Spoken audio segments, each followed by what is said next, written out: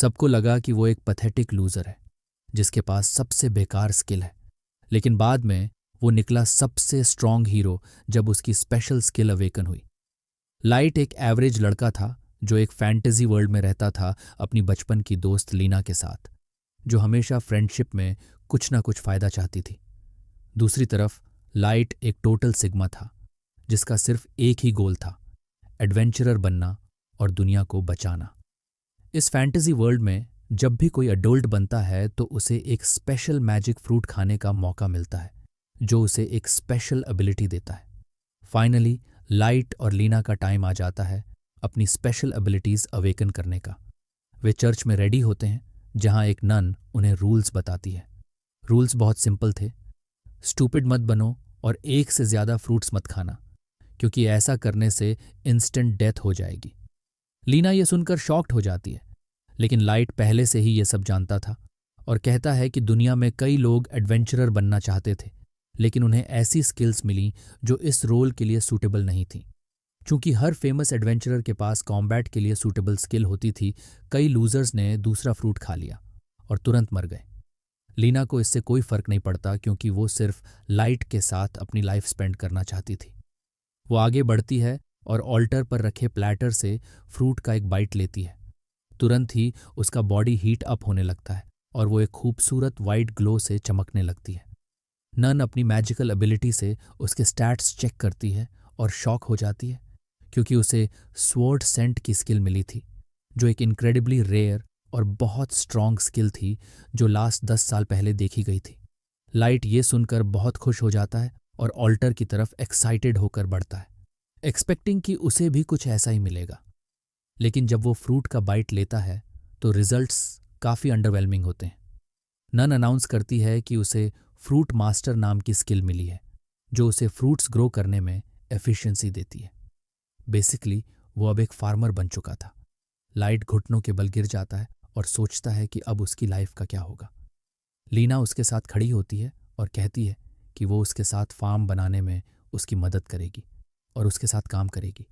लेकिन नन को ये बिल्कुल पसंद नहीं आता और वो तुरंत लीना को रोकते हुए चिल्लाती है कि वो अपना टाइम वेस्ट कर रही है। नन कहती है कि सोड सेंट जैसी एबिलिटी बहुत रेयर है और इससे किंगडम को बहुत फायदा हो सकता है, इसलिए उसे तुरंत रॉयल कैपिटल जाकर ट्रेनिंग शुरू करनी चाहिए। लाइट कुछ नहीं कर पाता और हेल्पलेसली देखता है कि कैसे लीना को चर्च से बाहर एस्कॉर्ट कर दिया जाता है, जबकि वो अपनी बोरिंग लाइफ में वापस लौट जाता है।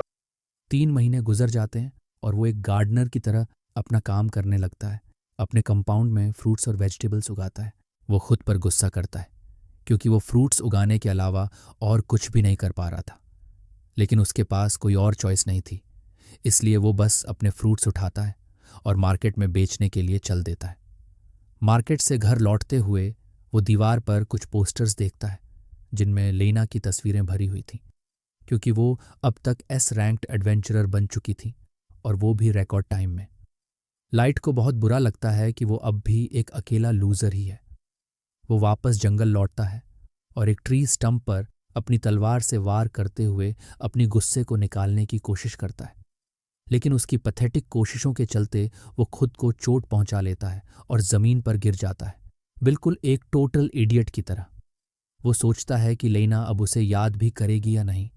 तभी अचानक एक लड़की आयशा उसके सामने प्रकट होती है और पूछती है कि क्या वो डिनर के लिए घर आना चाहता है। आयशा उसकी फ्लैटमेट है जिसे उसने हाल ही में अपने साथ रखा था। ओल्ड विलेज चीफ आयशा को एफबीआई से छुपा रहा था और उसने प्रैक्टिकली लाइट को मजबूर किया था कि वो आयशा को अपने घर में रखे। लेकिन लाइट को इससे कोई दिक्कत नहीं थी क्योंकि आयशा घर के कामों में उसकी मदद करती थी। जब वो दोनों घर लौटते हैं और डिनर शुरू करते हैं तो आयशा उससे पूछती है कि आज का हॉल कैसा रहा। लाइट बताता है कि उसने आज अपने फ्रूट्स के लिए अच्छी रकम कमाई, खासकर स्किल फ्रूट्स के लिए जो उसने हाल ही में उगाने शुरू किए थे। लाइट को एहसास होता है कि आयशा को शायद स्किल फ्रूट्स की इम्पोर्टेंस और उनके पोटेंशियली डेंजरस नेचर के बारे में कोई आइडिया नहीं है। वो उसे बताता है कि उसने स्किल फ्रूट्स को अलग अलग बॉक्सेस में रखा है जिन पर डेंजर साइन लगा हुआ है। वो ईसा को सख्ती से कहता है कि चाहे कुछ भी हो जाए वो उसकी परमिशन के बिना स्किल फ्रूट्स न खाए, लेकिन तब तक बहुत देर हो चुकी थी। आयशा उसे बताती है कि उसने पहले ही स्ट्यू में कुछ स्किल फ्रूट्स डाल दिए थे क्योंकि वो डिलीशियस लग रहे थे। ये सुनते ही लाइट फ्रीक आउट हो जाता है। उसे होली सिस्टर की वार्निंग याद आती है कि कोई भी इंसान जो दूसरा स्किल फ्रूट खाता है वो मर जाता है। जैसे ही उसका शरीर गर्म महसूस करने लगता है, उसे लगता है कि उसका टाइम आ गया है। वो जमीन पर गिर जाता है और आयशा से कहता है कि वो खुद को इसके लिए ब्लेम न करे। लेकिन फिर ये ड्रामा किंग रियलाइज करता है कि उसके साथ कुछ हो ही नहीं रहा। इसके बजाय वो महसूस करता है कि उसके शरीर में एनर्जी भर रही है और उसकी एक नई स्किल स्वॉर्ड गॉड अवेकन हो रही है। हालांकि उसे इस बारे में अभी तक कुछ पता नहीं था। लाइट सोचता है कि वो मरा क्यों नहीं। तभी ईसा को भी गर्मी महसूस होने लगती है और उसकी स्किल भी मैनिफेस्ट होने लगती है। उसे एक अप्रेजल टाइप स्किल मिलती है और जब वो लाइट को देखती है तो उसे उसकी फ्रूट मास्टर स्किल के बारे में डिटेल्स पता चलती हैं, जो उसे स्किल फ्रूट के पॉइजन से इम्यून बनाती है। लाइट समझ जाता है कि आयशा ने भी स्किल फ्रूट्स खाए हैं और उसे अप्रेजल टाइप स्किल मिली है। लेकिन आयशा उससे एक और इम्पॉर्टेंट बात बताती है। वो उसे बताती है कि उसके पास एक और स्किल है जिसे स्वॉर्ड गॉड कहा जाता है, जो उसे अत्यधिक मजबूत बना देती है जब वो स्वॉर्ड वील्ड करता है। लाइट तुरंत अपने बैकयार्ड की तरफ भागता है देखने के लिए। अगर ये सच है तो लाइट फिर से ट्री स्टंप का सामना करता है। वो अपनी तलवार से उस पर वार करता है और न सिर्फ स्टंप आधा कट जाता है बल्कि उसके पीछे खड़ा पूरा पेड़ भी गिर जाता है। लाइट को एहसास होता है कि वो इस दुनिया का अकेला इंसान है जिसके पास दो स्किल्स हैं और अब वो फाइनली एक एडवेंचरर बन सकता है। अगले दिन लाइट आयशा को लेकर शहर की एडवेंचरर गिल्ड जाता है ताकि खुद को रजिस्टर करवा सके। वो आयशा को एक काउच पर बैठने के लिए कहता है और खुद रिसेप्शनिस्ट के पास चला जाता है। दूसरी तरफ आयशा डिसाइड करती है कि वो दूसरे लोगों की स्किल्स के बारे में ज़्यादा से ज़्यादा इन्फॉर्मेशन इकट्ठी करेगी ताकि लाइट की मदद कर सके। तभी अचानक वहाँ शोर शराबा होने लगता है क्योंकि लाइट गलती से एक लड़के से टकरा जाता है। वो लड़का उसे मॉक करने लगता है कि एक फल बेचने वाला यहाँ गिल्ड में क्या कर रहा है। आयशा तुरंत लाइट के पास दौड़ती है, लेकिन लाइट उस ब्लॉन्ड डूशबैग को इग्नोर करके आयशा से बात करने लगता है। ये देखकर वो लड़का गुस्से में आ जाता है और बिना वार्निंग लाइट पर हमला कर देता है। लेकिन लाइट की रिफ्लेक्सेस अब पहले से काफ़ी तेज हो चुकी थीं, थैंक्स टू उसकी नई स्किल, और वो आसानी से उस अटैक को ब्लॉक कर देता है।